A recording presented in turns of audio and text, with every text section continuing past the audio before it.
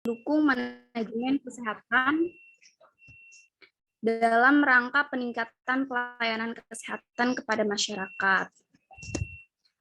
Bisa kita tarik kesimpulan bahwa sistem informasi kesehatan itu terdiri dari data, informasi, penelitian, langkah-langkah teknologi, dan sumber daya manusia yang dikelola secara terstruktur untuk mendapatkan informasi dalam memutuskan pelayanan kesehatan masyarakat. Next.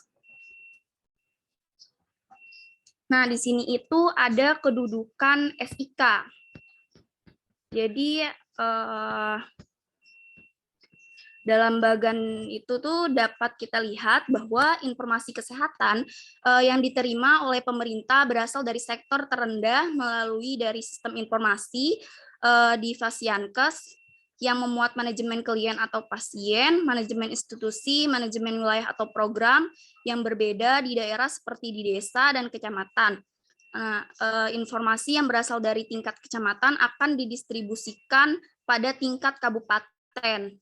Nah, sistem informasi pada tingkat kabupaten akan dikoordinir lagi ke seluruh informasi yang didapat di kecamatan. Begitupun dengan sistem informasi yang berasal dari kabupaten akan dikoordinir oleh tingkat provinsi dan akan didistribusikan pada tingkat nasional. Informasi yang diterima pada tingkat nasional akan dijadikan landasan dalam penempatan keputusan pada bidang kesehatan serta untuk memenuhi kebutuhan lain berkaitan dengan informasi kesehatan. Informasi tersebut akan dipublikasikan melalui situs Pusdatin. Next. Ya, selanjutnya ada informasi yang berkaitan dengan data kesehatan yang akan disampaikan kepada masyarakat. Nah, ada kaitan-kaitan ini rekan-rekan sekalian. Ada 4. Yang pertama yaitu analisis kebijakan kesehatan, di mana kebijakan kesehatan sendiri itu merupakan penggunaan berbagai metode penelitian dan argumen untuk menghasilkan dan memindahkan informasi yang relevan dengan kebijakan sehingga dapat dimanfaatkan di tingkat politik dalam rangka memecahkan masalah kebijakan kesehatan. Jadi kebijakan kesehatan ini jadi dasar lah ya buat peraturan di kesehatan itu sendiri. Lalu yang selanjutnya terkait epidemiologi adalah ilmu yang mempelajari pola kesehatan dan penyakit serta faktor yang terkait di tingkat populasi.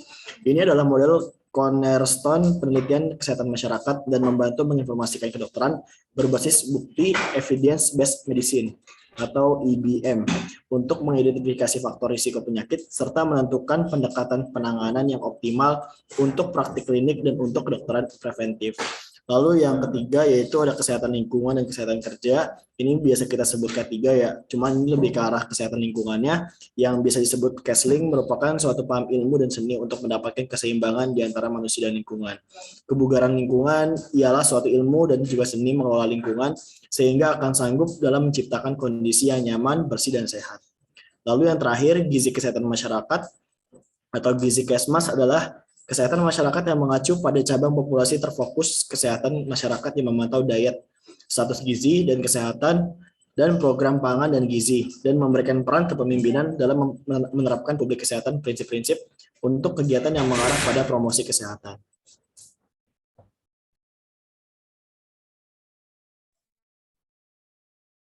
Ya, yang selanjutnya ada tujuan dari sistem informasi kesehatan. Berdasarkan Peraturan Presiden Nomor 72 Tahun 2012, Sistem Informasi Kesehatan bertujuan untuk menyediakan data dan informasi terkini, akurat, valid, cepat, transparan, serta berhasil guna dalam berdaya guna. Tujuan pengembangan SIK yang lainnya adalah yang pertama, mempersiapkan informasi yang berkualitas. Informasi tersebut berdasarkan kriteria berikut, yaitu kredibel, faktual, tepat waktu, dan signifikan. Kriteria tersebut merupakan pilar dari segala informasi. Yang kedua, meminimalkan terjadinya duplikasi data. Yang ketiga, meningkatkan keamanan data.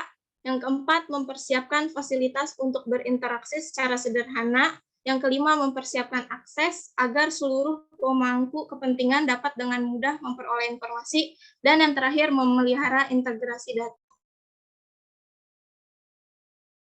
Ya, yang selanjutnya model pengelolaan sistem informasi kesehatan di Indonesia. Tadi udah dijelasin soal definisi dan tujuan serta prinsip. Sekarang bagaimana cara sistem informasi kesehatan di Indonesia itu dalam pengimplementasiannya ke masyarakat.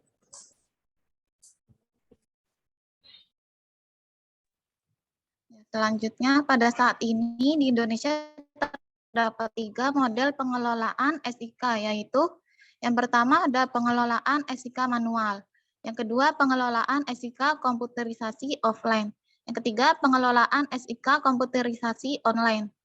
Selanjutnya,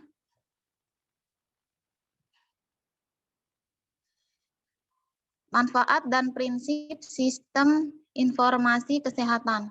Yang pertama, manfaat mendukung manajemen kesehatan. Yang kedua, mengidentifikasi masalah dan kebutuhan, mengintervensi masalah kesehatan berdasarkan prioritas, pembuatan keputusan dan pengambilan kebijakan kesehatan berdasarkan bukti, mengalokasikan sumber daya secara optimal, membantu penilaian transparansi, membantu peningkatan efektivitas dan efisiensi.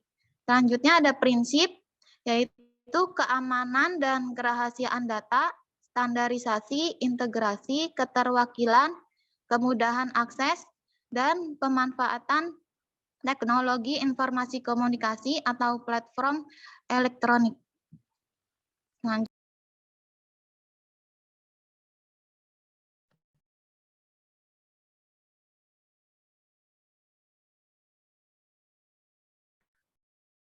Dasar hukum sistem informasi kesehatan.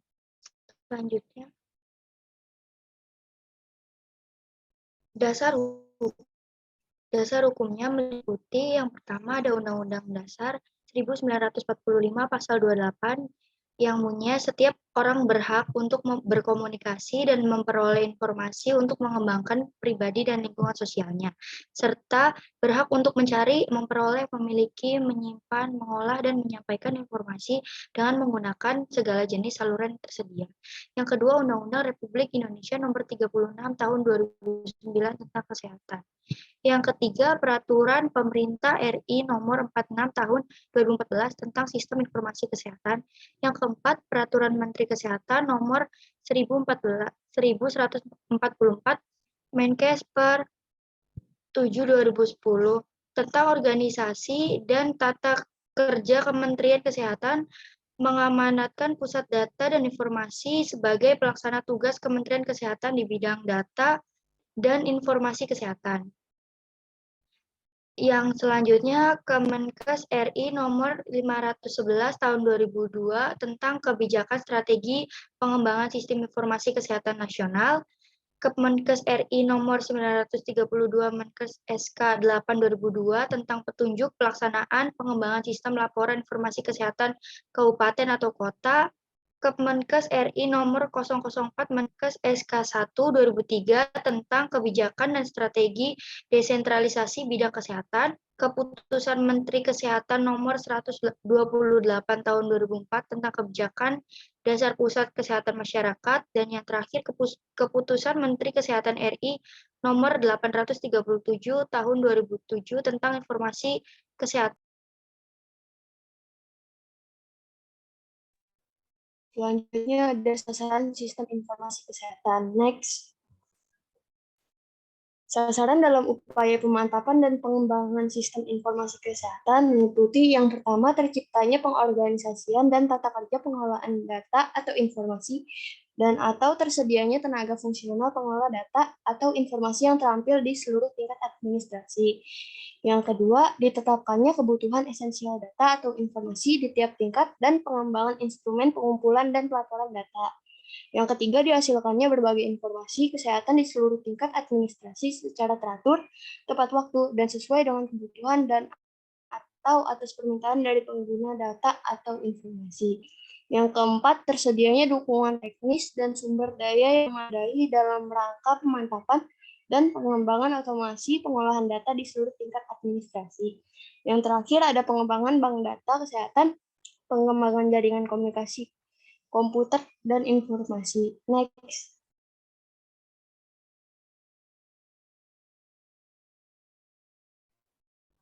Peran sistem informasi kesehatan, di mana sistem informasi kesehatan sangat berperan sebagai subsistem dan sistem kesehatan nasional, di mana harus berupaya menghasilkan ataupun memberikan informasi yang diperlukan di setiap jenjang administratif.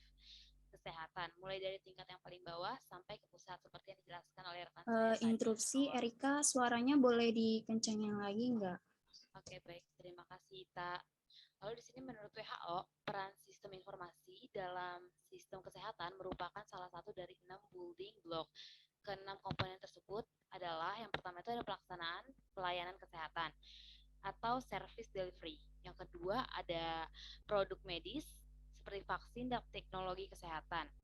Lalu yang ketiga itu ada tenaga medis atau health workforce. Lalu yang keempat itu ada sistem pembiayaan kesehatan atau health system financing. Yang kelima itu ada informasi kesehatan. Lalu yang keenam itu yang terakhir ada kepemimpinan dan kepemerintahan. Selanjutnya bisa dijelaskan oleh rekan saya. Terima kasih.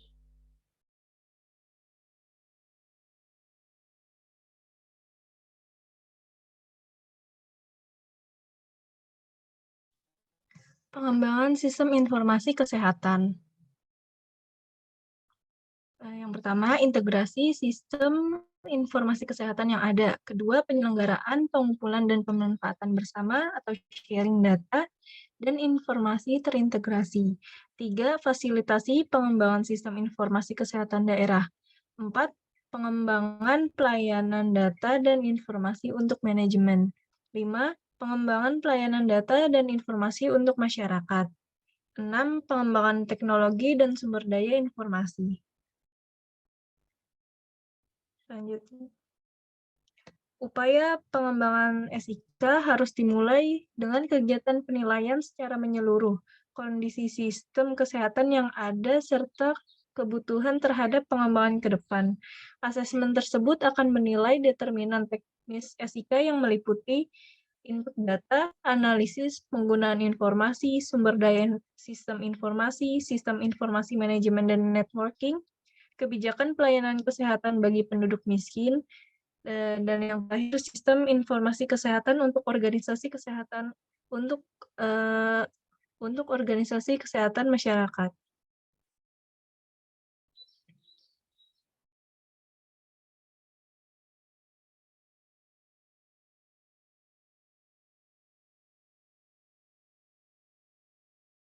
Baik, saya kembalikan ke model.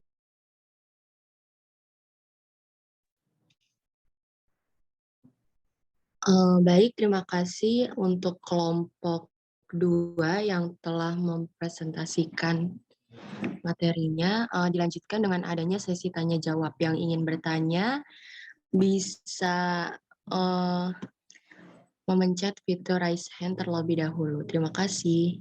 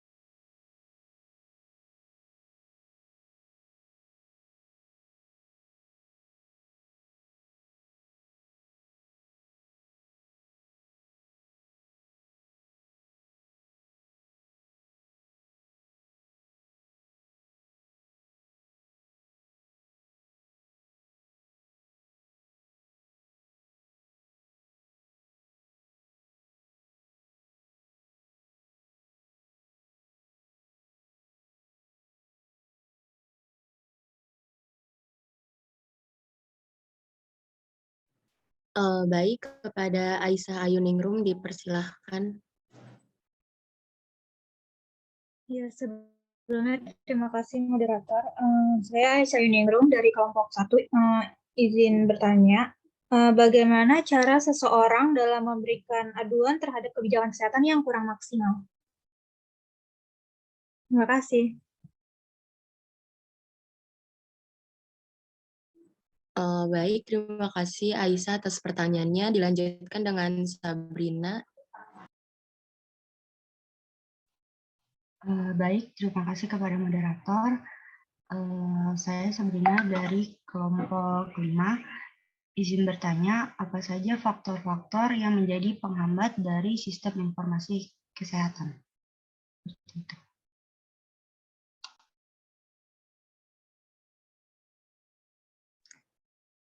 Baik, terima kasih Sabrina atas pertanyaannya.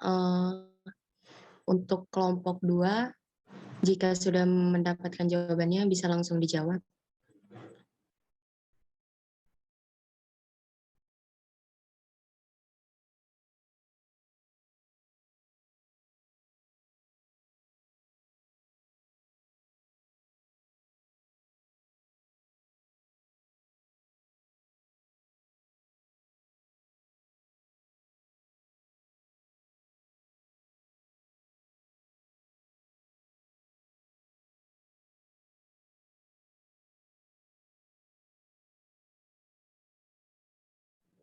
Ya, bagaimana untuk kelompok 2? Baik, izin masuk, moderator. Ya, Faris dipersilakan. Iya, terima kasih moderator atas waktunya. Saya Faris dari kelompok 2. Izin untuk menjawab ya pertanyaan dari Aisyah tadi, bertanya mengenai bagaimana cara seseorang untuk memberikan aduan atau keluhan terhadap kebijakan kesehatan yang kurang maksimal. Saya izin menjawab ya. Jadi memang banyak banget gitu keluhan masyarakat dalam pelayanan kesehatan yang dijumpai dalam keseharian. Nah, terbatasnya akses masyarakat untuk mengait informasi pun menjadi salah satu permasalahan mengenai hak dan kewajiban dalam sebuah pelayanan kesehatan di rumah sakit maupun di instansi kesehatan lainnya.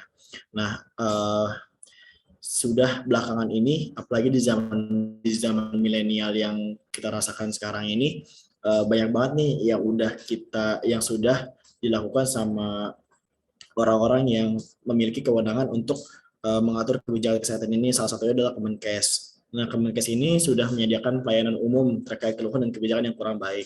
Tinggal dicari aja gitu di Google perihal keluhan ke Kemenkes. Nanti akan ada linknya sendiri untuk langsung diberikan untuk link untuk jadi wadah sebagai keluhan masyarakat kepada Kemenkes seperti itu. Lalu juga banyak juga kan ya organisasi-organisasi kesehatan yang tersebar di Indonesia seperti PPNI, ID, IBI, AIP-TLMI yang bisa menjadi wadah masyarakat dalam memberikan keluhan serta masukan terhadap pelayanan kesehatan. Jadi nggak dari langsung Kemenkes aja, tapi bisa diwadahi dari organisasi profesi yang nantinya mereka bisa menyampaikan kebijakan dan keluhan kesehatan kepada Kemenkes gitu supaya diperbaiki kebijakan kesehatan.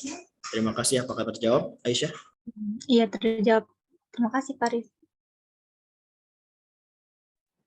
Baik, terima kasih Faris untuk jawabannya. Dilanjutkan dengan untuk jawaban dari pertanyaan Sabrina.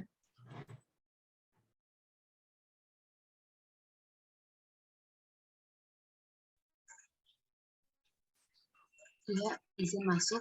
Perkenalkan, saya Eka Kaviani akan menjawab pertanyaan dari Sabrina. Untuk soal tadi untuk pertanyaannya itu ada faktor-faktor apa saja yang menghambat sistem informasi kesehatan. Apakah betul, Sabrina? Ya, betul, Erika. Izin menjawab ya Sabrina dan teman-teman. Menurut saya faktor yang mempengaruhi itu adalah kurangnya sosialisasi ke warga-warga sekitar gitu. Terus ada juga faktor yang mempengaruhi yaitu kan banyak juga ya biasanya ke rumah sakit itu adalah orang tua yang sudah berumur dan mereka itu adalah orang-orang yang kurang fasih dalam menggunakan internet, media internet. Apalagi di zaman sekarang adalah zaman milenial yang seperti teman saya bilang tadi, zaman milenial itu orang tua itu kurang sekali informasi tuh dari situ karena sekarang tuh zaman yang menggunakan internet. Jadi semua itu melalui internet gitu. Bukan lagi melalui surat kabar atau sebagainya seperti itu. Apalagi di TV sekarang itu jarang sekali ada informasi tentang kesehatan seperti itu menurut saya ya. Terima kasih. Mungkin dari rekan-rekan saya ada yang bisa menambahkan jawaban saya. Terima kasih.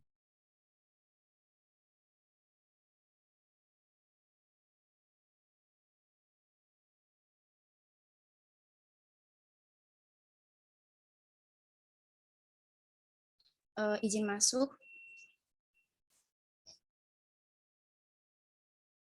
Suara saya terdengar? Iya, terdengar Ita. Izin menambahkan ya, apa yang tadi disampaikan Erika. Sebenarnya faktor-faktor itu sendiri itu bisa pada pemerintah tersendiri, terus sama masyarakatnya tersendiri. Terus kalau misalkan sama pemerintah itu misalnya apa sih yang sedang terjadi di masyarakat kayak gitu, sehingga apa sih informasi yang ada di desa itu tidak tersampaikan kayak gitu karena kurangnya analisis dari pemerintah tersendiri kayak gitu. Terus dari masyarakatnya sendiri itu kadang masyarakat itu nggak bisa menerima apa yang udah diberikan pemerintah. Kayak misalnya vaksinasi kemarin ya. Nah, itu kan melalui aplikasi tuh kan. Kadang si masyarakatnya itu, yaitu tadi yang disampaikan Erika, tidak bisa menggunakan aplikasi yang sudah diberikan oleh pemerintah kayak gitu. Jadi ya bisa jadi dua faktor itu, dari pemerintah sendiri dan masyarakat sendiri kayak gitu. Udah, terima kasih. Baik, untuk kelompok 2, apakah ada yang ingin ditambahkan lagi?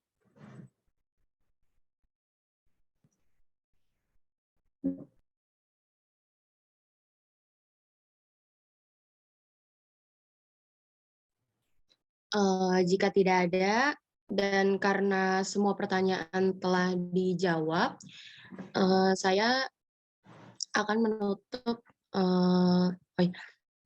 Sebelum demikian presentasi dari kelompok 2B.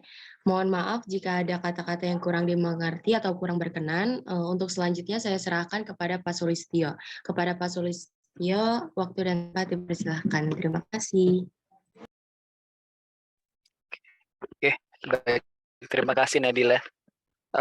Baik rekan-rekan semua, sebelum kita mulai, mungkin saya perkenalkan nama saya dulu. Saya Setia Semarungu sebagai pengisi materi terkait SIK ya, yang kebetulan saya juga sebagai unit IT di sini.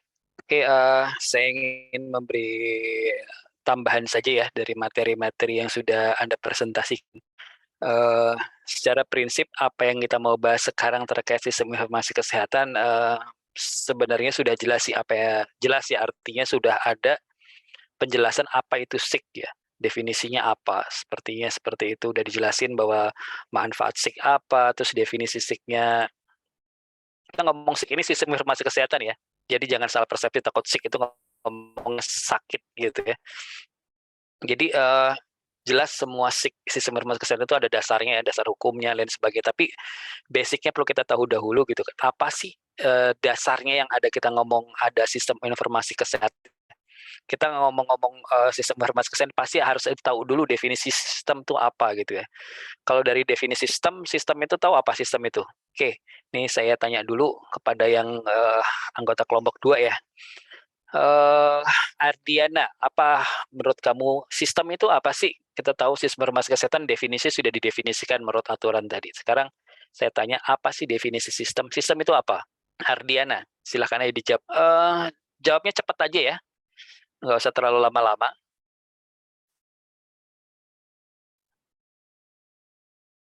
Apa Ardiana? Oke, saya lewat ke Dela. Apa Dela? Menurut kamu sistem itu apa? Jadi kan sistem informasi kesehatan adalah atau suatu unsur komponen yang terorganisasi, saling berinteraksi, saling tergantung satu sama lain. Oke, secara definisi seperti itu ya. Sistem itu satu komponen saling tergantungan satu sama lain, saling bekerja sama gitu ya. Jadi secara apa ya, continue gitu ya, terus-terusan gitu. Tapi ada satu yang kurang apa? Sistem itu pasti berinteraksi ya, bekerja semua unsur komponen bekerja semua. Kalau udah semua komponen bekerja itu untuk apa sistem itu ada? Kira-kira apa tuh tambahannya? Mendapatkan apa? Tujuan. Mendapatkan tujuan atau bukan mendapatkan tujuan, mencapai tujuan. Kalau mendapatkan tujuan mencari tujuan ya. Kita mencapai tujuan. Semua itu harus ada tujuan dulu awalnya. Kenapa itu sistem itu ada? Jadi ada tujuannya. Oke, sekarang kalau di definisi teman kamu tadi sudah dibilang ada. Suara saya cukup jelas ya? Jelas ya? Jelas nggak? Kecil ya suara saya? Jelas, Pak. Jelas, oke. Secara fungsinya ada saling interaksi dan punya tujuan. Ciri sistem itu punya tujuan. Tapi ada satu lagi, sistem itu bisa bekerjanya di mana? Yang biar lebih spesifik. Sistem itu apakah di semua tempat dia bekerja? Punya tujuan, pasti punya tujuan. Tapi di mana sistem itu bisa bekerja? Pasti ada areanya ya, kenapa sistem itu bekerja ya. Nah, areanya disebutnya apa? Lingkungannya, segmennya. Jadi kita ngomong sistem, sama seperti tadi dibilang, sistem kesehatan. Ya pasti di lingkungan sistem kesehatan ya, yang berhubungan dengan itu. Tidak dengan sistem yang lain, misalkan sistem data dukcapil, ya beda lagi ceritanya itu ya. Kalau sistem kesehatan, pasti ngomongnya apa? Isinya tuh kalau ngomong sistem kesehatan, pasti ada ngomong yang namanya ada datanya gitu ya. Ada informasinya, gitu kan ya.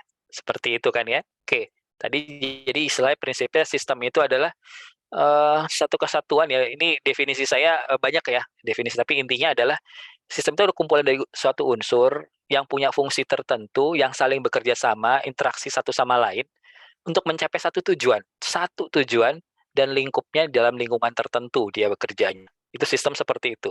Makanya seperti kita lihat ada sistem pasien ke sistem puskesmas, sistem apa lagi? Kalau yang di akademik sistem EIS ya, sistem akademik ya namanya. Enterprise EIS, Enterprise University Information System, namanya seperti itu ya. Disebutnya sistem lingkupnya itu dia hanya untuk data pendidikan.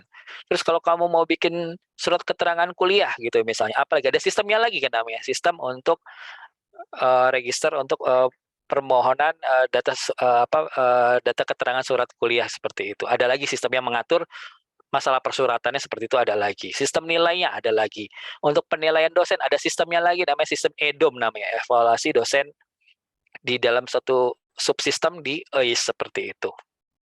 Oke, sekarang kalau udah tahu tadi definisi sistem, pasti dia punya ciri-ciri ya yang tadi. Ciri-cirinya sistem kita tahu bagaimana sih kalau definisi sistem seperti itu, kita tahu ini suatu objek namanya sistem tuh taunya gimana kalau itu sistem. Misalkan nih, misalnya kamu lihat di dalam di puskesmas gitu ya. Kok orang kenapa setiap mau masuk puskesmas harus antri dulu gitu ya. Itu kan satu sistem juga ya. Setiap orang yang mau berobat harus antri gitu ya. Antriannya ada sistemnya nggak antrinya? Oh nggak ada, tinggal ambil nomor aja. Kalau ada sistemnya gimana? Orang itu ngambil nomor, nunggu dipanggil. Nah itu sistem antrian namanya seperti itu kan ya. Ada lagi setelah sistem antrian, ada lagi apa kalau di dalam puskesmas, ketika Anda ke puskesmas?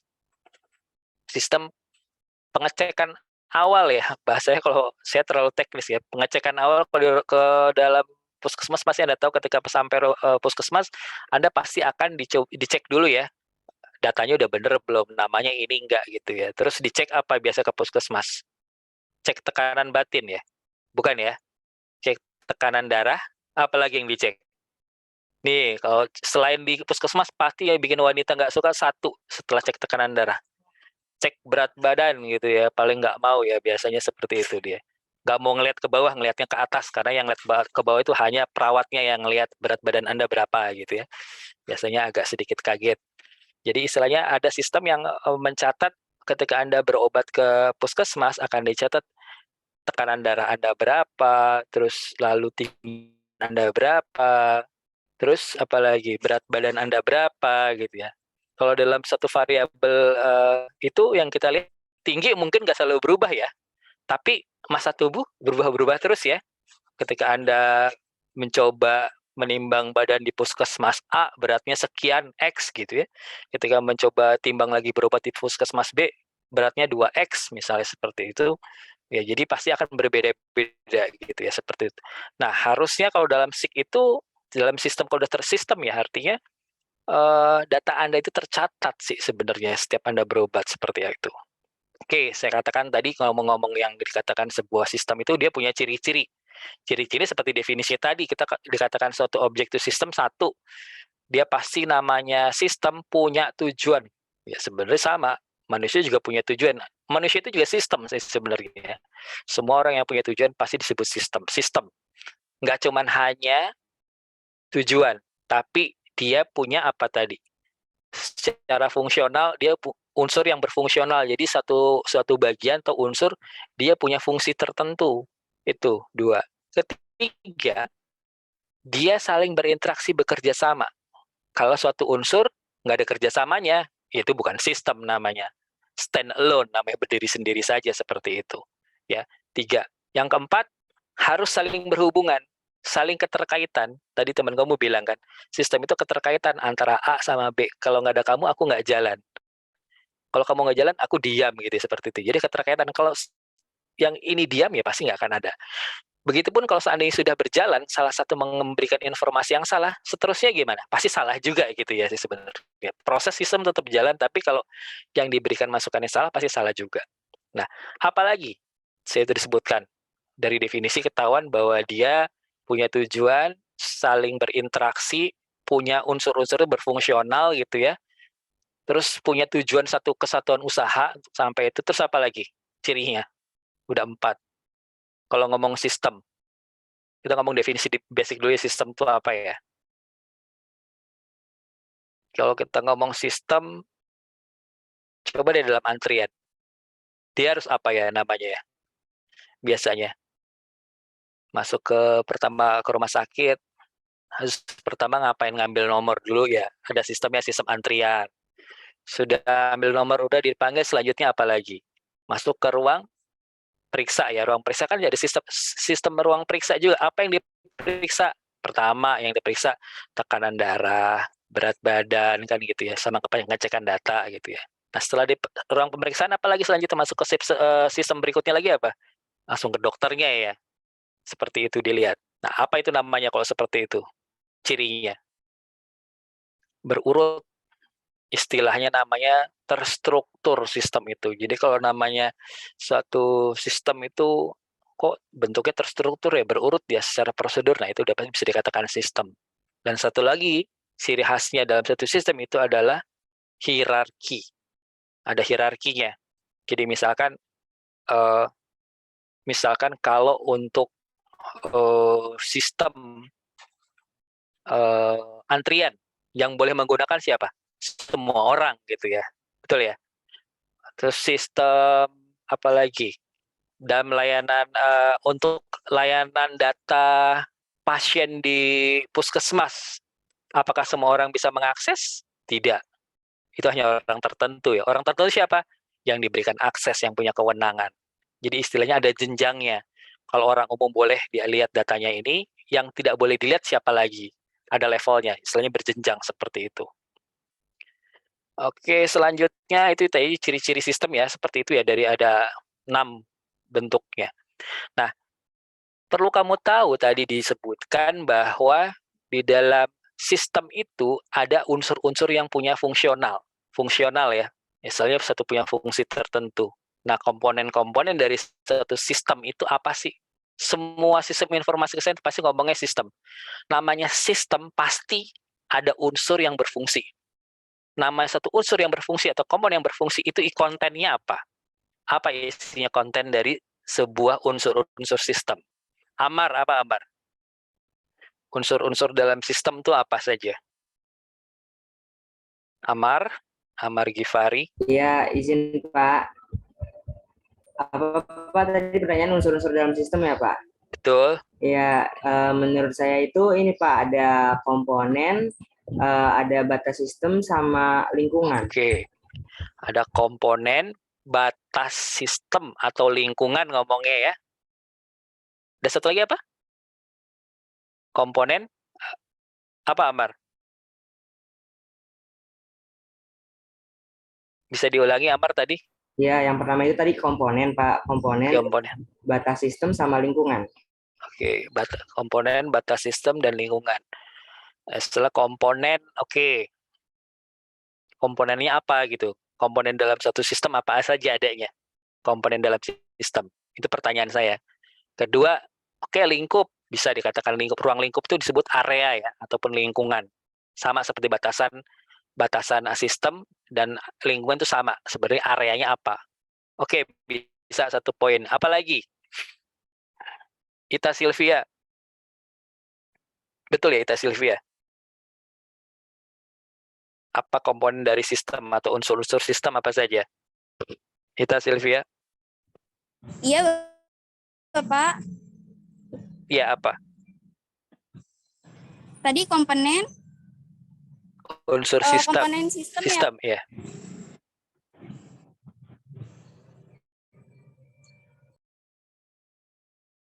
Oke, kita lewatin. Hansa, Amanda, apa Hansa, Amanda komponen dari sistem? Izin masuk, Pak. Oh, nggak masuk? Oke. Enggak, Pak. Bukan, Pak. Oh, bukan. Betul. Hansa. Nggak, izin masuk, saya mau jawab juga, Pak. Oh, oke, Rival. Oke, silakan Rival. Apa Rival? Tadi kan Amar sebutkan namanya dulu tadi ya. Jadi saya kan biar ketahuan. Oke, Rival, lanjut apa Rival? Iya, Pak. Saya Rival Fauzan dari kelas 12. Melanjutkan punya Amar, Pak. Kan tadi Amar ada komponen, batasan sistem, sama iya, komponen. Ya, ikut dulu ya, komponen. Ruang lingkup, sistem, ya, dan terus, ada lingkungan.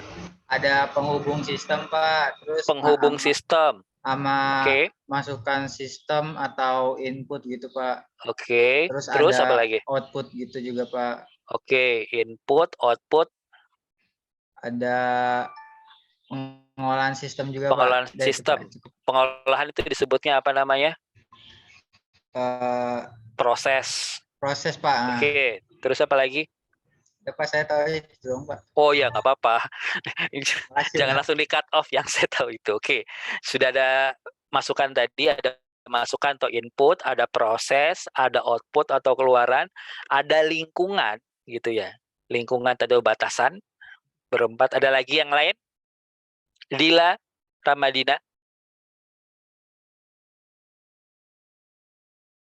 Dila Ramadina. Oke, nggak ada. Kurnia Widowati. Izin menjawab, adanya kumpulan objek, Bapak. Kumpulan objek. Oke. Kumpulan objek itu nanti pas ada di bagian komponen dimasukkan. Oke, lanjut lagi. Sabrina Novi. Sabrina Novi. Apalagi komponen dari sistem atau unsur-unsur sistem apalagi? Sudah disebutin 4. Adanya sasaran, Pak. Sasaran atau tujuan. Iya. Sasaran. Komponen itu tujuan kalau sudah berprosesnya ya, ada tujuannya sih sebenarnya. Tapi itu kita ngomong komponen atau unsurnya. Oke, Atika Sarman. Iya, Bapak. Penghubung yang saling mengikat, Bapak. Oke, sudah disebutkan tadi teman-teman menghubungkan saling mengikat, tapi bukan itu. Khadijah Kamila.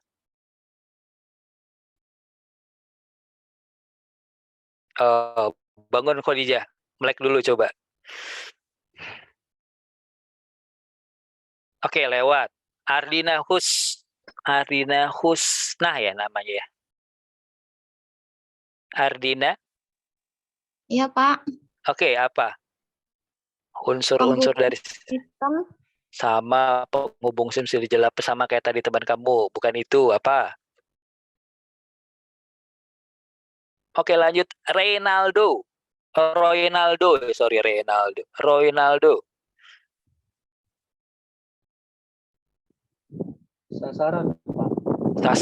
Sasaran itu tujuan setelah hasil proses biasanya. Tapi ini komponen sistem tuh unsur-unsur sistem itu yang itu adalah tadi dibilang sudah masukan, ada proses, ada output, keluaran, ada lagi lingkungan, kerjanya unsur sistem sudah lingkungan tertentu ya.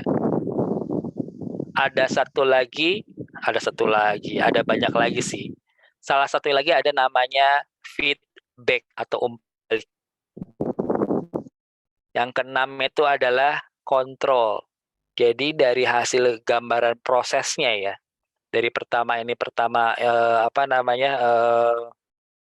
pertama satu input, lalu proses, lalu di output gitu ya. 3 proses ini kan. Nah, ketika di jalan ini kan komponen sistem ini berjalan selalu dalam satu lingkup kotak begitu ya. Lingkupnya seperti itu. Nah, ketika dalam proses ini berjalan sampai sudah output, akan ada pertanyaan misalkan apakah sesuai dengan output yang diberikan. Kalau nggak sesuai apa? Dia akan di feedback ya, dibalik ke dalam proses ataupun kepada input. Feedback itu maksudnya begini. Jadi misalkan ternyata yang dimasukkan itu datanya salah gitu misalnya. Kamu ditanya nama, kamu sebutnya angka misalnya. Atau kamu sebutkan tanggal lahir, kamu sebutinnya huruf misalnya. Itu kan pasti disebut dikontrol. Oh, salah masuk gitu ya misalnya.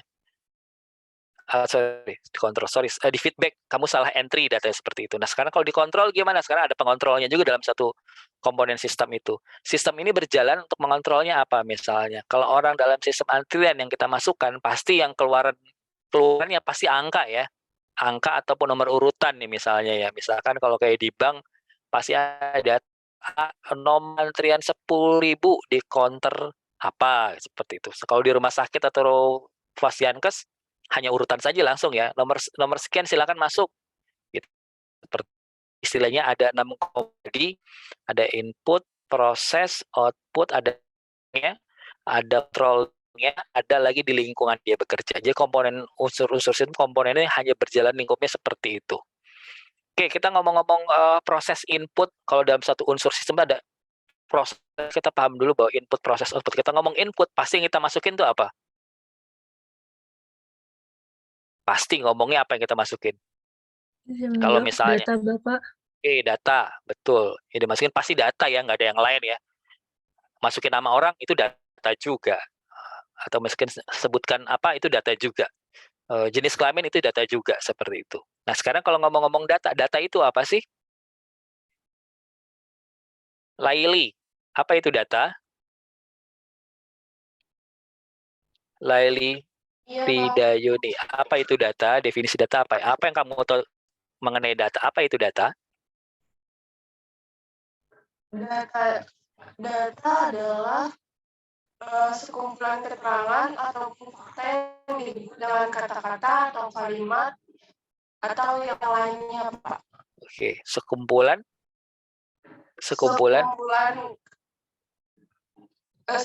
keterangan atau fakta keterangan. yang dibuat dengan kata-kata. Oke, sekumpulan keterangan atau properti gitu biasanya. Nah, prinsipnya data tuh ukuran terkecilnya ada ya. Itu kalau itu memang data sudah berupa contoh ya. Kalau kita ngomong 2 Agustus ataupun 10 Agustus atau 11 Agustus tahun 2002, udah pasti tahu kita ngomong data itu ya. Cuman kategori datanya apa kan gitu ya sebenarnya. Kalau kita ngomong 11 Agustus sudah pasti datanya tanggal. Tapi kalau saya tulis misalnya 50, 70, 60, 65, itu data bukan? Data ya. Tapi kamu tahu itu data apa? Angka-angka itu. 50, 60, 65, nggak ada artinya apa-apa. Tapi kalau saya bilang 50 cm, 50 kg, 60 kg, 77 kg, kamu bisa tahu itu data apa? Pasti berat badan kamu sendiri gitu ya. Itu disebut data juga. Terus ada juga saya bilang 170, 175, 155, 160 cm. Udah pasti kepikiran kamu apa? Itu pasti data tinggi badan. Jadi data itu sebenarnya komponen terkecil ya. Ya, data itu bisa berupa angka, tapi dia tidak ada artinya apa-apa kalau tidak ada keterangan tambahannya seperti itu. Tidak ada kelompoknya seperti itu. Ya, jadi istilahnya data itu adalah komponen terkecil, itu bisa berupa objek, bisa berupa karakter, bisa juga berupa angka atau kumpulan angka gitu ya. Atau juga bisa berupa bit, simbol-simbol juga bisa dikatakan sebagai data, seperti itu.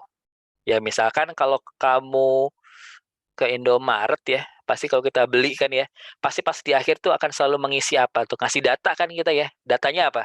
Ada 4 tuh dia, dari paling kiri ke paling kanan. Paling kiri agak lebih cemberut, yang paling kanan sedikit lebih senyum ya, seperti itu juga masukin data.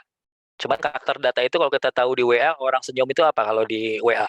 Titik 2, strip, sama apa ya? Tutup kurung ya kalau nggak salah ya. Betul ya, tutup kurung, betul. Tapi kalau misalnya titik 2, strip, lalu huruf P besar, kira-kira apa artinya buat kamu? Apa tuh kira kamu digituin? Pasti diledek ya gitu ya, ngeledek gitu ya. Tapi kalau cuma huruf P doang, huruf P besar, apa tuh kodenya? Ada artinya sendiri kan buat kalian kan ya dengan kode-kode itu. Bahwa sebenarnya itu adalah data gitu loh. Dan hanya kamu yang ngerti gitu, orang lain belum tentu ngerti gitu ya. Jadi istilahnya ada orang kode-kode tertentu tuh bisa mengerti arti itu tuh apa dan hanya orang-orang tertentu. Jadi misalnya komunikasi antar teman ya dengan kode huruf P besar, D besar gitu ya. Oh itu ada kodenya tuh artinya, pada ngapain? Udah tidur atau belum gitu? Atau ngajak PUBG atau apa ya misalnya? Atau ngereng atau apa istilahnya main ngegame gitu seperti itu udah kode-kodenya. Di kadang-kadang saya sering membaca gitu ya anak-anak seperti ini ngapain ada kode-kode, oh ternyata itu kode-kode untuk memberikan informasi ayo dong kita main game seperti itu. Jadi istilahnya kode itu ada data-datanya ya sebutnya. Oke. Nah, kalau data itu dikumpulkan kira-kira akan menjadi satu, tapi datanya dikumpulin ya. Data itu dikelompokkan. Kalau dikelompokkan, ini saya kasih contoh ya. Saya kasih contoh, saya share dulu sebentar. Sebentar. Saya pakai layar satu lagi. Sebentar, saya satu lagi.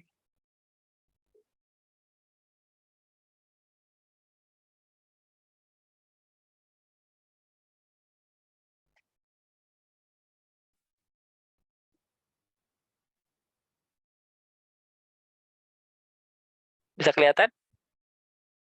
Oke ya, kelihatan ya. Oke, kita ngomong data, kita lihat angka-angka ini. Sebenarnya kalau nggak ada keterangan ini, nggak ngerti nih apa ya, angka apa ya sebenarnya. Tapi kalau kita lihat tahu depannya P373, udah pasti kamu tahu itu adalah nomor NIM gitu ya. Ini sebenarnya disebut namanya data-data sendiri-sendiri nih. Tapi ketika data-data ini dikelompokkan dalam kelompok data seperti ini, NIM, tanggal, datang pulang, di jam gitu ya. Kalau ini berantakan kita nggak akan ngerti artinya. Tapi kalau ketika jadi seperti ini dikelompokkan, itu disebut namanya datanya akan jadi lebih berarti gitu ya. Bisa ngerti gitu loh kode-kode ini. Sama seperti kalian tadi, ada kode-kode tertentu kalau ini artinya apa, ini apa, seperti itu. Jadi ini disebut namanya data seperti ini sudah dikelompokkan berdasarkan kelompok datanya. NIP itu biasanya pasti ada kombinasi huruf dan angka gitu ya. Kalau tanggal mungkin nggak ada huruf. Mungkin sih kalau tergantung, itu disebut namanya teknik penulisannya aja ya, mau Agustus atau apa, tapi sebenarnya secara angka tetap seperti ini. Ini contohnya data. Nah, data itu akan jadi satu informasi bila sudah kita rekap. Jadi dalam sistem informasi kesehatan tuh dulu itu ada sejarahnya, tadi ada yang kurang sedikit di penjelasan kalian ya, kalau memang data SIG itu dulu itu data tuh manual, ya satu-satu punya data kelompok data. Setelah itu direkap akan ketahuan gitu loh misalnya. Ini contohnya data ini jadi informasi seperti ini setelah data ini direkap ya. Nomor NIP sekian akan ketahuan sedia masuk berapa kali, berapa hari, bolosnya berapa kali, cutinya berapa kali, sakit berapa kali, telatnya berapa kali. Nah, ini disebut nama informasi. Sama seperti kalian ya. Kalian bisa juga punya informasi asal punya data-datanya. Contoh nih, contoh informasi dalam kelas kalian. Misalkan saja dalam satu kelas kalian punya data berat badan teman kalian sekarang. Misalnya, pertama kali ya berat badan ditimbang semua. Dicatat nih ya. Oh sekian, rata-ratanya berapa gitu misal. Oh terus dilihat indeks massa tubuh, oh ternyata masih ideal semua berat badannya ya karena baru masuk sekolah gitu ya. Terus setelah 6 bulan masuk kuliah ditimbang lagi tuh badan-badan teman-teman kamu tuh ya. Setelah ditimbang badan, oh rata-ratanya bertambah gitu misalnya. Terus pada saat bertambah ternyata masih ideal, rata-rata berat badan teman kamu masih ideal. Nah sekarang setelah 2 tahun sekolah coba timbang badannya lagi misalnya. Apa yang kamu dapat informasi dari berat badan kamu setelah kamu timbang? Kalau tinggi badan nggak usah dipikirin ya. Tinggi badan Anda akan selalu flat gitu ya, tidak akan terlalu signifikan perubahan, tapi berat badan akan selalu signifikan. Apa yang Anda dapat informasi setelah berat badan sekarang Anda ditimbang ulang. Satu kelas, khusus kelas 2B, ternyata rata-rata berat badannya berubah jadi 80 kg misalnya, seperti itu. Kok tinggi sekali? Berarti orang kelas nurse 2B ini pada bahagia nih. Kenapa bahagia? Bisa dilihat dari indikator berat badannya. Naik meningkat terus tiap semester gitu ya. Bahwa indikator bahagia itu. Tapi apakah itu bahagia? Ya bisa jadi, menurut saya kan bahagia dari berat badan ya. Jadi seperti itu. Jadi bisa dilihat, oh ternyata bertambah. Kenapa bertambah berat badan? Apakah semua orang bertambah berat badannya signifikan, atau memang ada sebagian 1-2 orang saja yang berat badan bertambah sangat signifikan gitu. Jadi istilahnya makanya rata-ratanya bertambah tinggi seperti itu. Nah, ini jadi satu informasi ya. Nah, sekarang kalau informasi itu udah ketahuan bahwa, oh berarti informasinya bahwa pertama kali orang kuliah di Poltekkes pasti kurus-kurus semua. Tapi setelah 6 bulan, berat badannya bertambah. Seiring dengan bertambah bahagianya gitu ya, belajar di sini, makannya teratur gitu ya, mungkin. Seperti itu gitu loh. Setelah semester sekarang, udah tingkat 2, makin bertambah lagi berat badannya seperti itu. Nah, dan ketika Anda tahu punya data informasi seperti itu, akan jadi satu pengetahuan kan, oh ternyata, contohnya aja ya, dari data-data ini kita bisa tahu, oh ternyata orang yang sering terlambat tiap Senin itu bisa ketahuan dari jam-jam itu sering banget ada 7 orang. Kenapa di pulang hari Jumat ada yang terlambat pulang 5 orang gitu ya.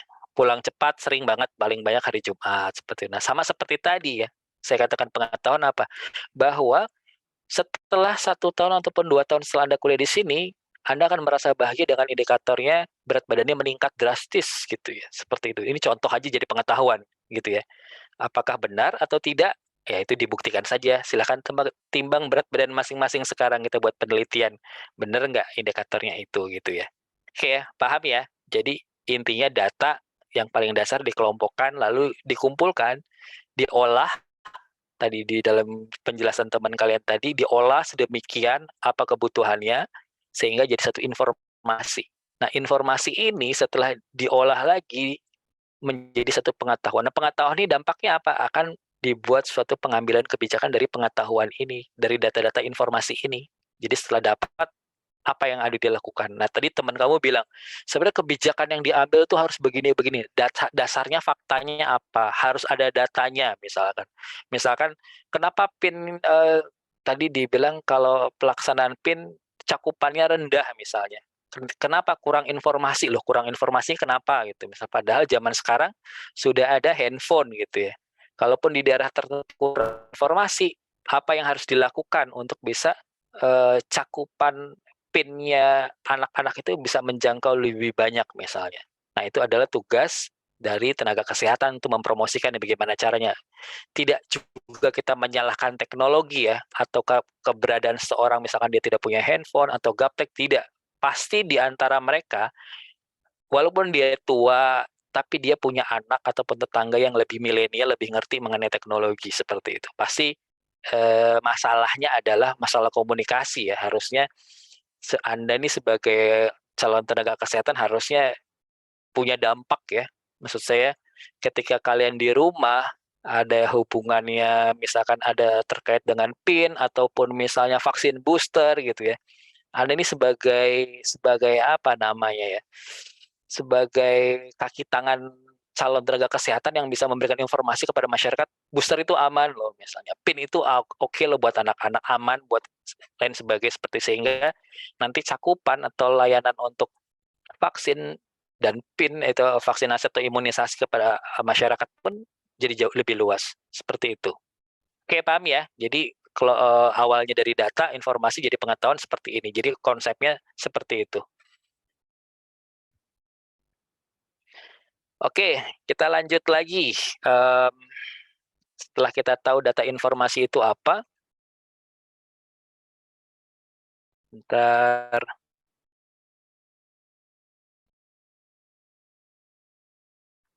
Jadi dari saya jelaskan tadi terkait pengetahuan. Jadi sebenarnya informasi yang sudah kita dapat nanti itu akan jadi satu knowledge atau pengetahuan.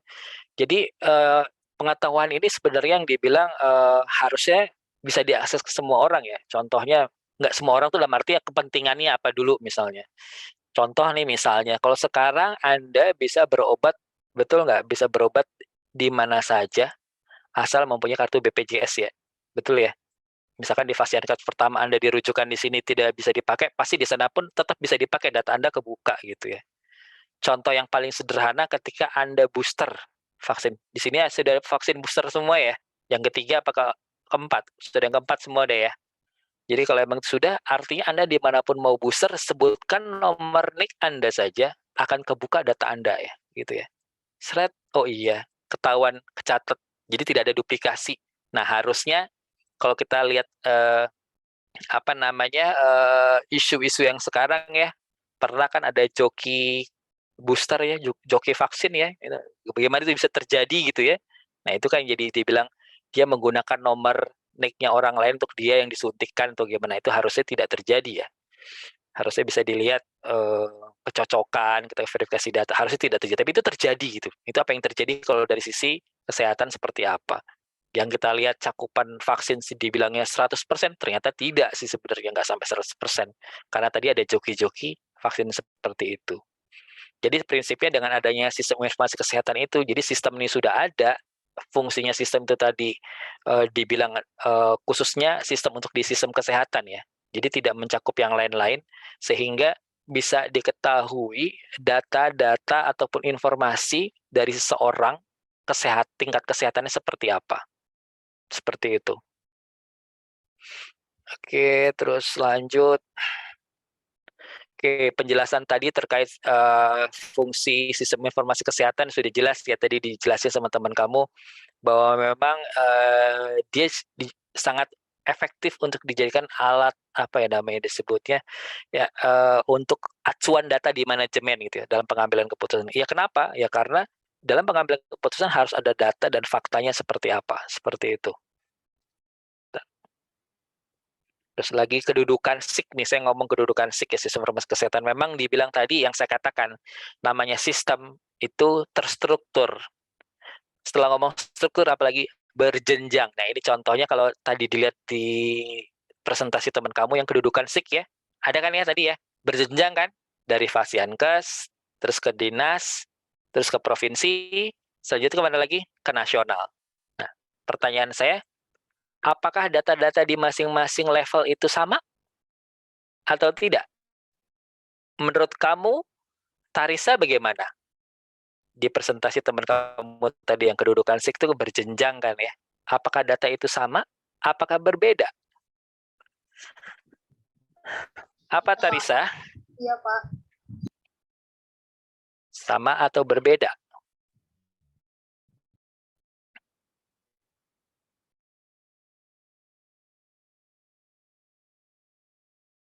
Jawab aja yang simple. Sama atau berbeda, itu saja. Sama, Pak. Sama. Oke. Laili Frida Yuni?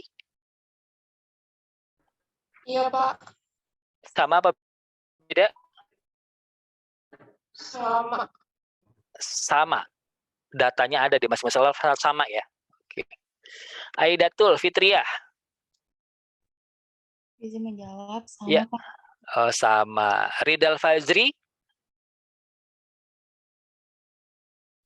Iya, Pak. Sama, Pak.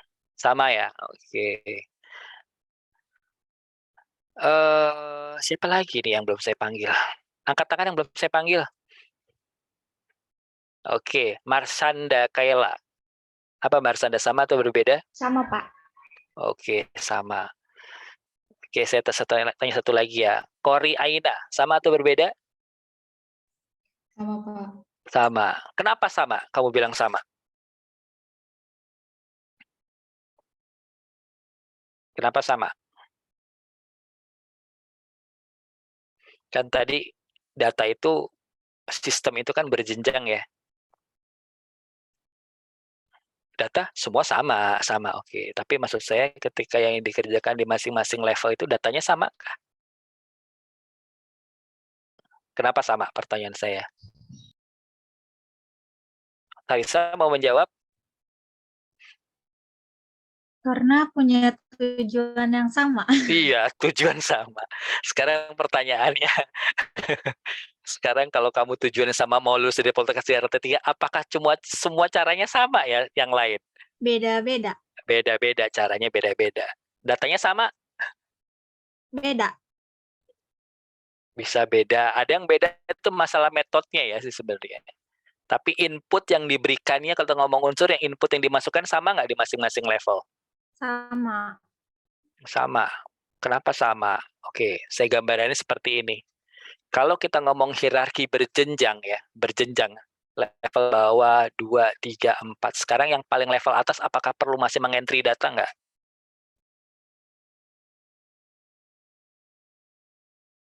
Ada nggak data yang dimasukkan sama dia? Sebenarnya apa? Tidak kan? Yang di atas itu hanya menghimpun data yang ada di bawahnya. Jadi misalkan data nasional mengumpulkan data yang ada di rekapnya provinsi gitu ya. Provinsi merekap lagi data yang ada di dinasnya ya, paling di bawahnya lagi ya, kecamatan. Terus di bawahnya lagi di tingkat apa namanya tadi nih? Sebentar. Di tingkat kabupaten kota ya, sistem informasi kesehatan, data yang ada di sistem informasi kota, apakah dia entry lagi? Enggak, dia hanya menghimpun data yang ada di sistem informasi di Fasiankes. Jadi intinya data itu hanya ada di bawah ya. Di bawah itu artinya yang paling level paling bawah. Dia yang entry data-data apa? Ya data dasar, data-data dasarnya peserta atau apa. Yang di atasnya itu hanya merekapnya saja. Tadi kan dibahas teman kamu bilang ada yang merekap data ya. Tadi si rival apa siapa yang tadi saya lupa. Yang jelasin bahwa ada setelah sampai level atas itu data itu sebenarnya ada rekapannya seperti itu. Di level-level yang data agregat atau enggak. Jadi prinsipnya di level paling bawah ini nih inputnya yang paling benar. Kalau data inputnya salah, pasti akan salah semua atasnya ngerekapnya. Dampaknya apa? Saya bilang tadi ketika data dari pertama data sudah diisinya dengan benar, diproses sampai ke atas lalu direkap gitu ya. Jadi satu informasi bagi level di atasnya. Ketika informasi sudah diperoleh jadi satu pengetahuan, itu diambil kebijakan apa yang dilakukan. Contoh misalkan pada musim hujan sekarang ini, pasti banyak sekali orang mempunyai gejala pusing-pusing misalnya seperti itu. Panas tinggi badannya seperti apa gitu ya. Panas tinggi 2 hari tidak turun-turun gitu kan ya. Punya simptom seperti itu. Ketika data itu dimasukkan di rumah sakit, seandainya ngomong sistem informasi ya, dimasukkan si A, masukin data, ini ada anak tanggal sekian, umur sekian, berat badannya sekian, suhunya sekian, tekanan darahnya sekian gitu ya. Keluhannya sakit 2 hari ini, badan panas tinggi terus misalnya. Terus ada ruam titik-titik di garis di kulitnya. Ketika itu banyak terjadi dan itu bisa diidentifikasi dari secara sistem. Oh, kalau ada banyak orang yang pada musim hujan seperti itu dan punya simptom panas tinggi selama 2 hari, terus ada ruam-ruam titik garis titik dari data yang dimasukkan itu. Kira-kira apa? Wah, ini gejala-gejala demam berdarah nih sepertinya. Gitu kan ya? Nah, sekarang kalau semakin banyak kasusnya itu muncul dari data yang di Fasiankes ini, apa dampak yang terjadi? Bisa kan ya, akan ada wabah nih. Nah, ketika tahu seperti itu, data-data di atasnya ada informasi ini, ambil kebijakannya dari sini akan menginfokan bahwa kenapa nggak lakukan tindakan preventif ya? Apa? Penyemprotan, mengubur mengubur kaleng yang ada genangan airnya, genangan air ya, bukan kenangan air, dikubur aja itu gitu ya, supaya tidak menjadi penyakit kepada orang yang kena panas dingin gitu ya, apalagi orang yang lagi sehat-sehat gitu ya. Jadi harus dilakukan itu, terus membersihkan got gitu ya, terus lagi kamar mandi dibersihkan. Nah itu artinya ada tindakan-tindakan langsung promosi apa? Wah, musim hujan, hindari DBD dengan cara 4M ya, mengubur. Saya mau nanya nih, nidadailah apa, ingat nggak 4M itu? Mengubur, nidadalilah. Kalau di promosi itu apa namanya? Kalau mau ngetes aja sih. 4M-nya kalau DBD itu apa ya? Jawab, Pak. Iya, silakan. Menguras, mengubur, menutup, sama memantau tempat yang berpotensial banyak nyamuk. Oke, betul. Bukan mengenang ya. Ya, jadi M-nya itu seperti itu. Jadi paham apa yang harus dilakukan dan dampaknya ketika sudah melakukan itu apa yang terjadi. Tidak terjadi wabah DBD seperti itu. Nanti sebenarnya yang dibilang kenapa data-data itu sangat penting, ini semoga kalian sih pemikiran saya ya, semua orang nakes pasti akan ada di level yang bawah ini nih, pasti pertama kali ya. Anda memahami data itu dengan benar, pasti yang di atas juga memberikan kebijakan juga benar. Sama teman kamu bilang tadi, kebijakan benar kalau data-data yang Anda masukkan, entry kerja di bawah itu masukannya sudah benar, dengan jujur, valid, udah pasti ntar kebijakannya pasti benar, nggak salah, seperti itu. Nah, pertanyaannya, kalau ada kebijakan yang salah, salahnya siapa? Ayo. Salah bisikin, bukan salah yang bisikin. Yang entry datanya bagaimana ini gitu ya. Kalau datanya salah ya pasti ya dampaknya ke atas-atasnya jadi salah, seperti itu. Oke. Selanjutnya terkait kebijakan tadi sudah dijelasin ya bahwa memang jadi kalau ngomong SIK itu ya sudah ketahuan bahwa sistem informasi yang ada indikatornya, prosedurnya, lain sebagainya ya.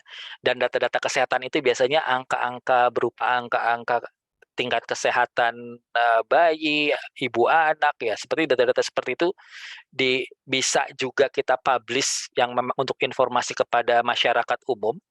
Tapi juga tidak kita bisa publish ke masyarakat umum misalnya. Pernah tahu nggak data apa yang nggak boleh dipublish ke masyarakat umum kira-kira? Pernah tahu? Yang menurut pernah tahu Ardina pernah tahu?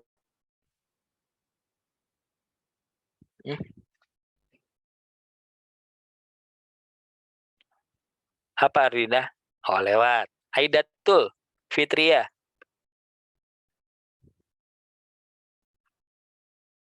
Data pribadi, Pak. Ya, data pribadi.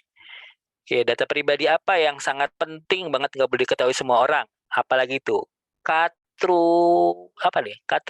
Katrunanda ya? Katrunada ya? Betul? Apa Katrunada? Iya, Pak.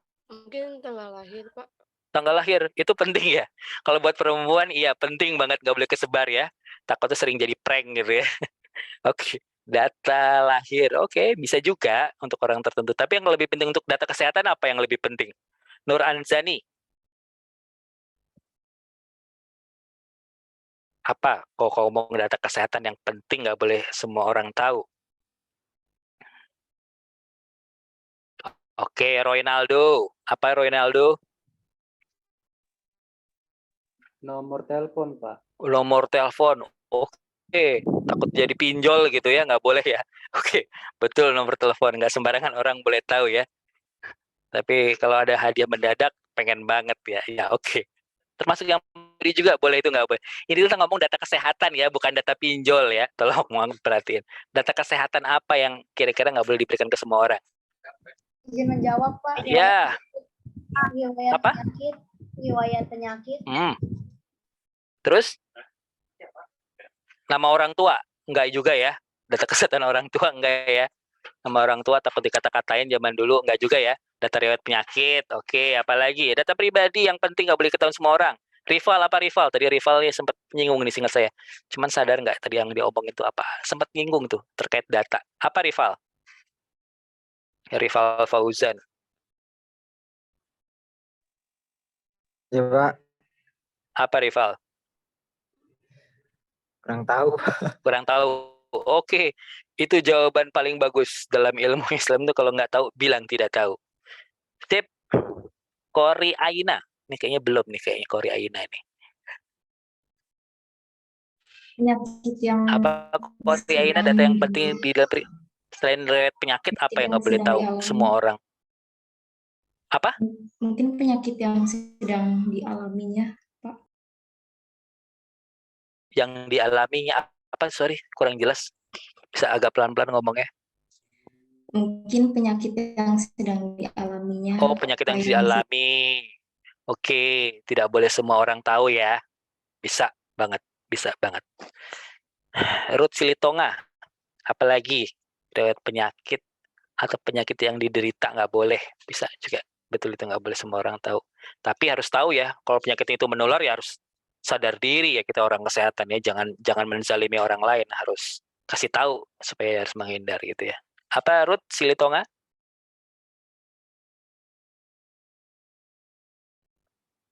Ruth, suaranya nggak kedengeran. Oke, kita lewat Zahrotania.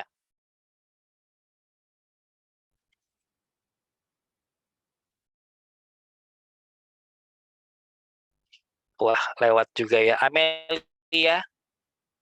Amelia Sinti. Iya.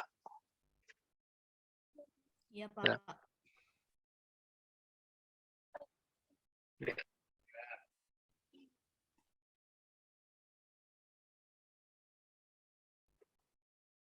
Wah, ini lagi ngantuk ya. Sampai bingung data yang penting buat kalian tuh apa selain nomor telepon? Oke, Ita apa Ita? Data yang ada di BPJS kayak gitu, data kesehatan kayak nomor induk, KTP, terus kayak gitu Pak. Iya. Bisa. Tapi yang terpenting kan tadi record ya, catatan kesehatan ya, itu yang nggak boleh semua kesebar. Ya, itu nggak boleh kesebar sama sekali itu. Artinya boleh sih untuk kepentingan penelitian harus ada inform consent ya. Tapi yang terpenting pernah pegang KTP kalian nggak? Pernah ngehin nggak tuh di data yang di dalam KTP itu ada data yang lebih penting selain tanggal lahir? Nomor KTP, Pak. Nomor KTP. Iya, nomor KTP. Mau pasti ya penting sih, kan semua orang kan pasti butuh ya, tapi ada data penting di dalam KTP karena ada yang penting tuh. Apa itu yang penting? Tanda tangan. Tanda tangan, sidik jari, enggak juga. Pernah diperhatikan nggak ada golongan darah di situ? Golongan darah? Ada. Ada. Nggak ditulis kok saya. Nggak ditulis ya? Nah, itu dia. Harusnya ditulis. Tapi itu sangat penting banget sih, data itu harusnya sangat rahasia sekali ya. Ini sekarang ini contoh aja, contoh. Sekarang coba kamu data dalam satu kelas kamu, coba isi golongan darah. Semua ya. A, AB, B, O gitu ya. Ada berapa banyak golongan darah di antara kalian? Ini mau ngomong kelas gitu ya. Nah, ketika di kelas, kira-kira ini positifnya, kalau ketika ada salah satu teman kalian ada golongan darah, oh saya lagi butuh golongan darah A atau B. Kira-kira kalau udah tahu begitu, kita akan menghubungi siapa? Akankah kita menghubungi semua orang? Enggak ya. Tapi kita tahu, oh sini kan golongan darahnya, saya punya datanya. Tinggal kita ngomong, mau nggak kamu donor buat teman kita gitu ya misalnya. Itu ya positifnya ya, tahu golongan darah ya. Betul nggak? Berbagi darah aja untuk donor. Negatifnya apa? Yang lebih bahaya ketika Anda tahu golongan darah dan resusnya. Yang lebih ngeri itu sekarang tuh masalah organ tubuh ya. Kebayang nggak seandainya di bagian organ tubuh Anda itu adalah golongan darahnya sangat unik ataupun sangat langka misalnya. Kebayang tiba-tiba Anda bangun anggota tubuh Anda ada yang hilang gitu ya. Mungkin ginjal. Kalau hati hilang nggak apa-apa ya, bisa tumbuh lagi ya. Hati. Tapi kalau ginjal udah hilang aja gitu ya. Masih ada setengah masih bisa. Jantung hilang gitu ya, ya meninggal Anda gitu ya. Sangat bahaya ya. Kemudian kalau di jalan tiba-tiba anak ada pengemis hilang gitu. Kebayang nggak sih ketambah dia hilang tiba-tiba gitu ya. Jangan-jangan diambil organ tubuhnya gitu karena dia tahu datanya ini adalah dikumpulin ada golongan darah O, resus apa atau apa. Itu negatifnya. Makanya hati-hati sekali kalau terbongkar tuh sangat-sangat banget sih. Karena kalau sampai ya kepikiran saja sih sangat jahat banget. Makanya kalau dipikir-pikir ada suatu film gitu ya pernah saya lihat ada orang berharap pengemis ini gitu ya. Dia cukup memegang data golongan darahnya. Dia pegang semua data di satu kota itu di pengemis dia pegang. Suatu waktu ada satu customer atau apa butuh golongan organ tubuh ginjal dengan golongan darah A resusnya apa. Dia pegang data itu. Terbayangkan apa yang dia lakukan? Dia cukup membawa orang itu kemana, dikembalikan dengan salah satu anggota tubuhnya yang kurang, misalnya seperti itu. Selesai kan? Dan dia dapat uang banyak seperti itu. Nah itu ya saya juga kepikiran bahwa memang data kesehatan ini harus hati-hati sekali, tidak bisa sembarangan diberikan kepada semua orang, dan hanya orang tertentu saja yang bisa melihat seperti itu. Oke, ini saya share dulu ya, tadi dijelaskan teman kamu juga bahwa di dalam, sebentar saya tadi lihat penjelasan teman kamu itu, Ada salah satunya terkait tentang ini ya, model pengelolaan SIK ya. Itu ada yang model manual, komputerisasi offline dan online ya. Jadi memang secara pengelolaan itu ada yang manual, offline, dan ini sebenarnya itu sesuai dengan perkembangan sistem informasi kesehatannya ya. Ini coba saya share lagi sebentar.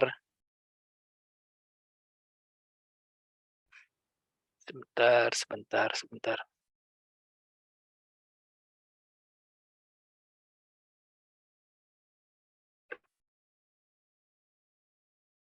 Oke ya, perkembangan SIK ini awalnya seperti ini ya, di era manual, yang dibilang tadi. Itu sebelum tahun 2005 ya. Jadi 2005 Anda sudah lahir semua ya, masih balita dan lucu-lucu ya. Ini datanya tadi dibilang agregat, betul. Masih terduplikasi, teman kamu tadi jelasin juga. Memang benar pada sebelum tahun 2005. Datanya terfragmentasi, yang terkelompok saja bagian tertentu, dan tidak valid. Kenapa tidak valid? Bisa jadi yang saya katakan tadi, berat badan kamu di Fasiankes A, pasti akan berbeda berat badan kamu di Fasiankes B, gitu ya. Nggak valid ya. Kenapa nggak valid? Bisa juga gravitasinya beda antara di Fasiankes A sama Fasiankes B, gitu ya. Logika orang fisika begitu. Tapi bisa juga memang ketika kamu berpindah ke Fasiankes, kamu sudah makan sekian kilo makanan sehingga berat badan kamu berubah, juga bisa seperti itu. Jadi makanya kadang sering nggak valid seperti itu ya. Nah, selanjutnya di era transisi tahun 2005 dan sampai tahun 2011, ini masih kombinasi ya antara manual dengan komputerisasi. Jadi karena sudah adanya komunikasi data, jadi data itu bisa terpublish, bisa dikirimkan, bisa dalam bentuk soft copy gitu ya, bisa dilihat, bisa dihitung secara computerized, sudah mulai terintegrasi sebagian. Sebagian itu artinya contoh data Dukcapil dulu tuh masih belum terintegrasi antara data Dukcapil di Depdan tuh dengan Jamkes dulu namanya sih jam sostek ya, ataupun Askes ya namanya. Makanya dulu datanya Askes dengan data Dukcapil nggak akan sama. Kenapa? Ya dia punya data-data sistem sendiri-sendiri. Nah kalau sekarang kan tidak, sudah ada Jamkesmas, datanya dari Dukcapil diambil, nah selebihnya data kelengkapannya ada di Jamkesmas sekarang seperti itu. Oke ya. Sudah sebagian komputerized dan sebagian manual. Selanjutnya lagi, nih bagian era komputerisasi tahun 2012. Ini data sudah terintegrasi, disagregat ya. Bahasa disagregat itu misalnya gini. Kalau dari urutan tadi dilihat struktur ya, misalkan data SIK Kesehatan Nasional, ingin tahu berapa banyak kasus DBD terbesar, ada di Provinsi Jakarta. Oke, diklik Jakarta, provinsi. Kelihatan tuh. Pas di Jakarta, kelihatan lagi. Mana yang lebih banyak kasusnya? DBD. Ada di daerah Jakarta Timur. Klik Jakarta Timur gitu. Kebuka lagi Jakarta Timur. Setelah kebuka Jakarta Timur, dilihat lagi di kota apa. Apakah di kecamatan ini A, B, atau C. Nah, setelah di kecamatan A atau B, C, diklik ya. Diklik lagi sampai ke bawah lagi, bisa lihat lagi. Setelah di area kecamatan ini, kelurahan mana yang paling banyak? Gitu ya misalnya. Bisa sampai di breakdown sampai individual seperti itu. Dan siapa nama-nama orang yang kena DBD bisa kelihatan seperti itu. Ini yang saya bilang datanya sangat penting banget. Dan data itu tepat waktu. Ketika Anda mengasukkan, udah otomatis terupdate secara online seperti itu. Oke, itu ya penjelasan saya tambahan tadi ya dari yang sudah Anda paparkan tadi. Dari sisi manfaat, prinsip, ya oke, yang pasti manfaat dari SIK ya jelas tadi sudah jelas sama teman-teman kamu, manfaatnya secara untuk manajemen kesehatan jelas gitu ya, untuk pengambilan keputusan, dan secara prinsip terstandar. Dia ngomong prinsip SIK itu adalah harus standar. Standar apa? Contoh, standar datanya harus jelas. Kalau kita ngomong jenis seks atau jenis kelamin, pasti ngomongnya apakah Anda akan bicara laki-laki perempuan, ataukah pria wanita, atau cowok cewek. Saya mau nanya, di KTP Anda tulisannya cowok apa cewek? Pasti isinya perempuan ya, atau wanita gitu ya, diantaranya itu ya. Coba dilihat deh, nggak mungkin cowok cewek, pasti antara laki-laki perempuan. Biasanya laki perempuan seperti itu. Jadi harus terstandar. Kalau jenis kelamin itu untuk laki-laki namanya laki gitu. Perempuan ya perempuan, tidak menggunakan cewek cowok, itu hanya bahasa verbal saja. Dan data itu sudah terintegrasi dan keterwakilan, ya, kemudahan akses tergantung dari siapa yang mau mengaksesnya, yang punya kewenangannya. Oke, penjelasan yang lainnya saya rasa sudah cukup jelas sekali. Hanya yang kurang di sini terkait masalah gimana sih SIK-nya bekerjanya, cara alur kerja sistem informasi kesehatan itu seperti apa. Ini yang dijelaskan teman kamu ini salah satu upaya pengembangan SIK itu adalah salah satu bagian dari sistem informasi kesehatan. Jadi sistem informasi kesehatan ada tahapannya ya. Pertama apa dulu? Data terus disiapin apa. Nah ini yang terakhir nih penjelasan teman kalian terkait upaya pengembangan SIK itu adalah yang terakhir tuh. Setelah semua diproses, nah ini ada pengembangannya apa ya tadi? Apakah sudah cukup memenuhi kebutuhan atau belum, di feedback dulu ya. Setelah itu sudah cukup, baru dikembangkan lagi, dijalankan lagi seperti itu. Oke, saya kira cukup dari saya ya. Saya